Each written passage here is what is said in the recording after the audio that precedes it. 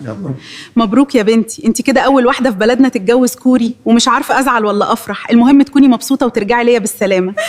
بنتي اتجوزت راجل كوري وهي عندها 21 سنة، وكان أكبر منها ب20 سنة، وفضلت 12 سنة ما رجعتش البيت. بس كانت أول كل سنة تبعتلي مبلغ كبير جدا من الفلوس، ولحد ما جه يوم قررت إن أنا لازم أسافر لها ومن غير ما أقول لها. وأول لما وصلت هناك وما فتحت باب شقتها اتجمد الدم في عروقي، وحصلت المفاجأة اللي عمري ما كنت أتخيلها، واكتشفت السر بنتي الخطير اللي لما عرفته كنت هموت بسببه. تعالوا بينا نسمع الحكاية للنهاية ونعرف ايه اللي حصل، بس مش قبل ما نصلي على النبي عليه الصلاة والسلام في التعليقات. عمري ما هنسى اليوم ده وانا ماسكة تذاكر الطيارة في ايدي وقلبي بيدق جامد. 12 سنة بالظبط بنتي من يوم ما اتجوزت الراجل الكوري ده ما رجعتش ولا مرة. لكن كل أول سنة بنتي عمرها ما نسيت ولا اتأخرت إن هي تبعت لي مبلغ كبير كل أول سنة. الناس كانت مستغربة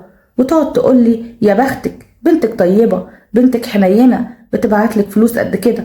لكن أنا كأم كان قلبي هو اللي موجوع وهو اللي حاسس بألم الفراق. أنا عندي 63 سنة واترملت بدري وربيت بنتي الوحيدة لوحدي. بنتي كانت بتشتغل مترجمة، ولما كان عمرها 21 سنة بحكم شغلها اتعرفت على راجل كوري، ولكن كان أكبر منها في السن ب20 سنة. ولما جت عرضت عليا موضوع الجواز أنا كنت رافضة بشدة، مش عنصرية مني ولا أي حاجة، لكن عشان خاطر فرق السن كنت شايفاه كبير جدا.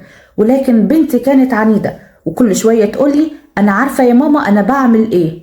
وقدام إصرار بنتي في الآخر وافقت غصب عني، وافقت عشانها بس، لأن بالرغم من فرق السن كمان أنا كان بالنسبة لي السبب الأقوى إن هي كانت هتعيش معاه في كوريا. ففكرة إن بنتي تعيش بعيد عني في بلد تانية مع راجل بالنسبة لي غريب كنت رفضاها. ولكن في الآخر اللي حصل وتم الفرح. كان يوم كده فرح بسيط وبنتي جهزت حاجتها وسافروا بعد شهر لكوريا. كنت فاكرة ان هي هترجع بعد سنة مثلا، لكن سنة ورا سنة ورا سنة لحد السنة الخامسة، لحد لما بطلت أسأل ان هي هترجع ولا لا.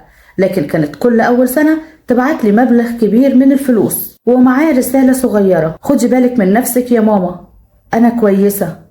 كلمة انا كويسة دي في حد ذاتها كانت اكتر حاجة مقلقاني، ما كنتش مطمنة من جوايا. حتى الناس نفسها، الناس بقت تقول ان من كتر ان هي بقالها 12 سنة ما بتجيش وبتبعت مبلغ كبير من الفلوس كانوا بيقولوا ان اكيد في حاجة غلط. كنت بسمع الكلام ده وابتسم واسكت. وفي يوم وانا نايمة وحطيت راسي على المخدة قررت قرار كده مفاجئ ان هي مش هتقدر تيجي، لكن انا ممكن اروح لها. وهي كانت بعتلي العنوان قبل كده وقايله لي هي ساكنه فين. رحت للمطار وانا حاسه ان انا في وسط عالم غريب، اول مره اروح مطار، اول مره اركب طياره، كل حاجه كانت بالنسبه لي غريبه ومش عارفه رايحه فين ولا اعمل ايه. وساعه لما ركبت الطياره طبعا كان تفكيري عمال يودي ويجيب، عمال اعمل في سيناريوهات للقاء، سيناريوهات لاي حاجه انا هشوفها. بقيت احاول استعد نفسيا لاي حاجه انا هشوفها هناك، انا مش عارفه هي ايه. اول لما وصلت ونزلت هناك في كوريا طبعا برضو في وسط عالم غريب، ولا عارفه اتكلم مع حد ولا اي حاجه. كل اللي عرفت اعمله ان انا وقفت تاكسي ووريته الورقه اللي كان مكتوب فيها العنوان، ورحت للعنوان ده. كان الباب الخارجي كان مفتوح، ودخلت لقيت جنينة كبيرة جدا لكن ما فيهاش روح. وبعد كده دخلت علشان خاطر افتح الباب، حاولت ان انا افتحه لقيته ان هو بيتفتح عادي، ان هو بيتفتح عادي وتخش.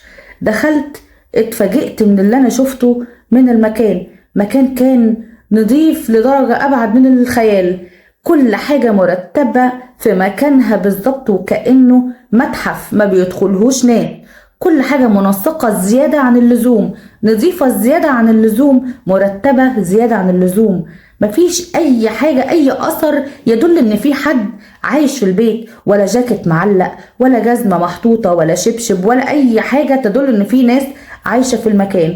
بقيت داخلة وعمالة أبص وأنا خايفة وحاسة كده من برودة المكان زائد برودة الروح، كنت خايفة. قعدت أدخل كده في الأماكن اللي قدامي، دخلت المطبخ لقيته بيبرق وبيلمع، مفيش حتى حتى نقطة دهون ولا أي حاجة تدل برضو إن المطبخ ده بيستخدم. مفيش أي حاجة، حتى التلاجة بفتحها ملاقيش فيها غير مية وأكل بسيط قوي وفاكهة دبلانة، وزي ما يكون برضو مفيش حد بيدخل هنا ولا حد بيطبخ. قعدت أطلع على السلم عشان أشوف الأوض اللي فوق. دخلت أوضة لقيت فيها سرير واحد بس ومترتب ومتستف وكأن مفيش أي حد أصلا نام عليه.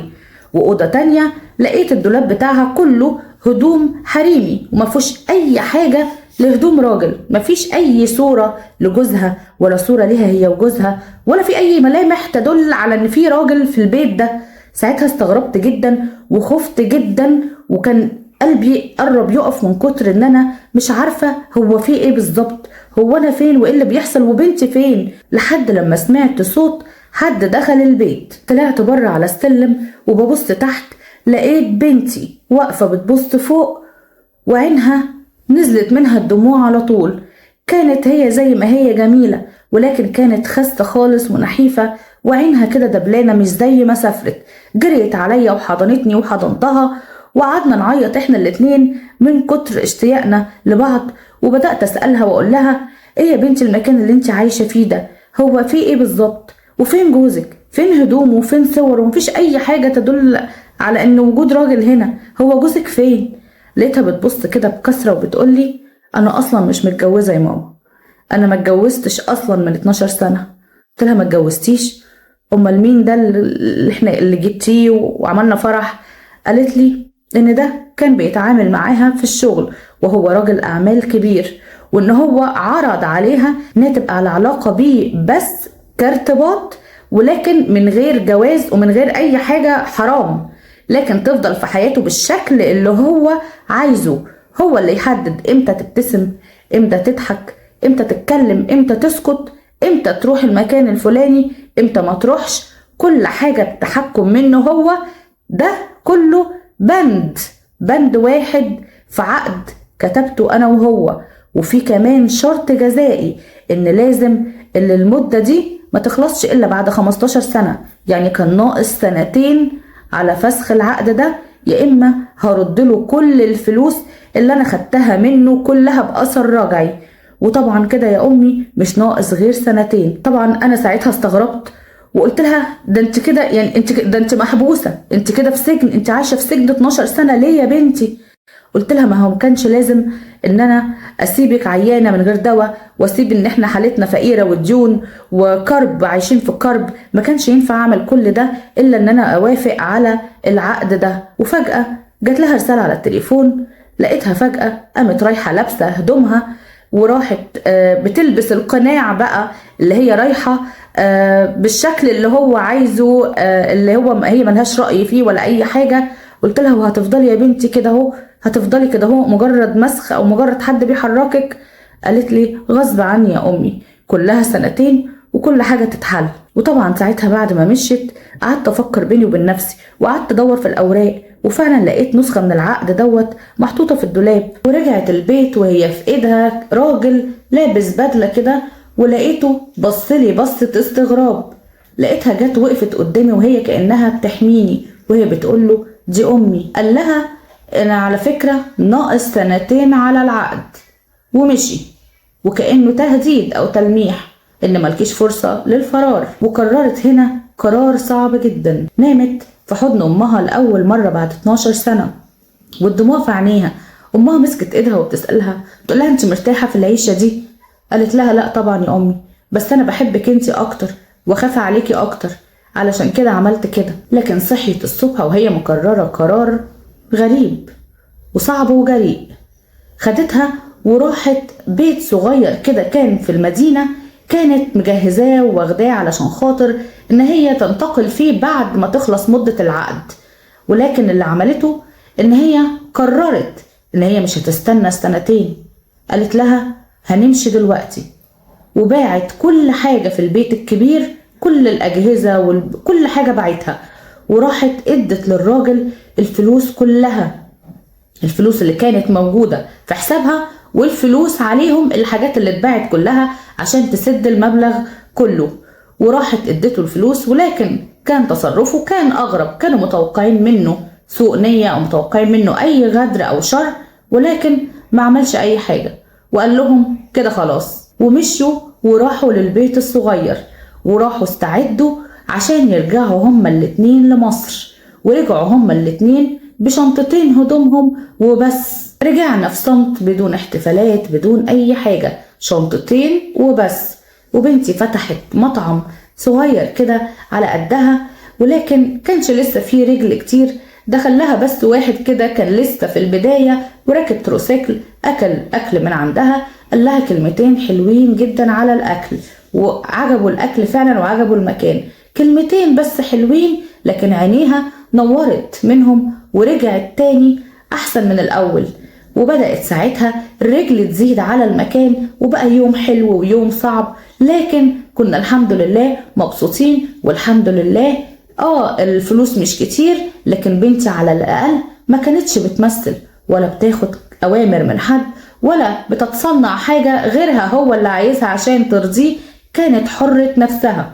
وهنا بس عرفنا وأدركنا إن الحرية أهم من فلوس الدنيا كلها، ولا كنوز الدنيا تسوى لحظة وانت حر نفسك وملك نفسك من غير ما أي حد يتحكم فيك ولا يملي عليك شروط ولا أي حاجة. وفي يوم وهي كانت بتنظف الترابيزة، كانت بتنظفها وهي وشها مبتسم ورايق وحاسة كده بسعادة كده من جواها وصفاء كده نفسي. فهمت وقتها إن احنا لو ما كناش خدنا القرار ده في الوقت ده كان زمانها لسه عايشة في السجن ده. القصة من البداية مش عن القوة، ولكن عن واحدة ضعيفة استسلمت لظروفها، ولكن قررت التغيير واتغيرت وغيرت كل حاجة، لأن الحرية تستاهل. ودي كانت قصة النهاردة، أتمنى إن هي تكون عجبتكم. لو عجبتكم ما تنسوش تعملوا لايك ومتابعة وشير، واستنوني كل يوم في حلقة جديدة، حكاية جديدة أو مشكلة جديدة من كلام من القلب. دمتم في حفظ الله.